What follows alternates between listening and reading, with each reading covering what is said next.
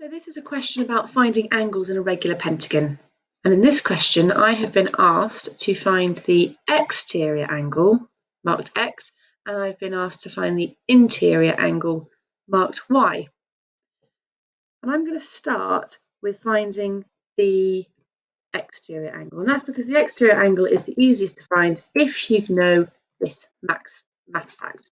And that's that the exterior angles of a polygon add up to 360. And so just as a reminder, the exterior angle of a polygon is the angle external to the shape that creates a 180-degree straight line with the interior angle. And in a pentagon, we will have 5 exterior angles. And each of those exterior angles will be equal. So if we've got angle X, angle X, angle X, and angle X. So we've got 5 of these angles that all add up to 360. Well, that can help us solve the problem because we've got 360 divided by 5 will give us our angle X. 72 degrees. So what about the internal angle of a polygon? We've already noted that an exterior and an internal add up to 180. So what we know is that 72 as our interior angle must equal 180. And that we can therefore work out that my interior angle must equal 108. How did you do? See you on the next question. So in part B, we've got another pentagon, but this time it's not regular.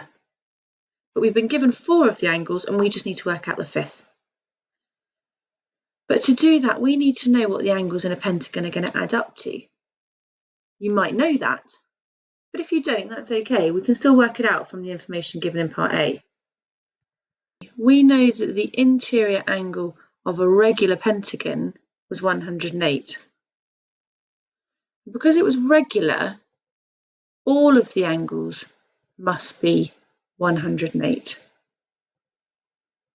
So that means that we can easily calculate the sum of the angles in a pentagon by finding 5 times 108 equal to 540. So that's my first step. I now know that the sum of the angles in a pentagon add up to 540. Back to our problem of an irregular pentagon, we've been given 4 of the angles are 102, 152, 32, and of course 90. And we know that we can work out that add up to 376. The 4 angles I've been given add up to 376. And we add that to our missing angle Z, it gives us 540. So a straightforward subtraction now tells us that our missing angle is 164.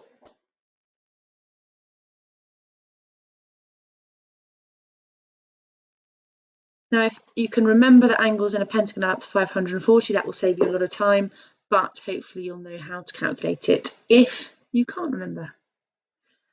On to part C. So on to part C, and I'm no longer working with pentagons. All I've been told is that it's regular. I don't know how many sides my shape has got. When you're working with angles and polygons, it's always best to start with that angle fact that the exterior angles will add up to 360. It's just a much simpler fact to use. So I don't know how many sides my shape has got, but I do know that its exterior angles will add up to 360. But I've been given the interior angle.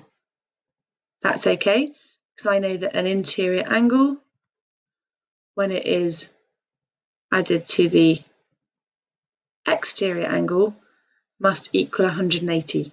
They make a straight line. So that means that this one here must be 24. So 24 n times will give me 360. And from that, I can work out that the number of sides must be 15. We must have 15 sides, each with an exterior angle of 24, for them to add up 360. So I hope that makes sense.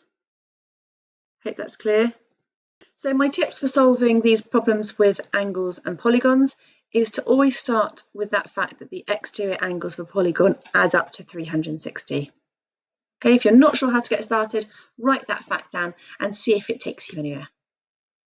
Hope that's been helpful. It's been a maths party.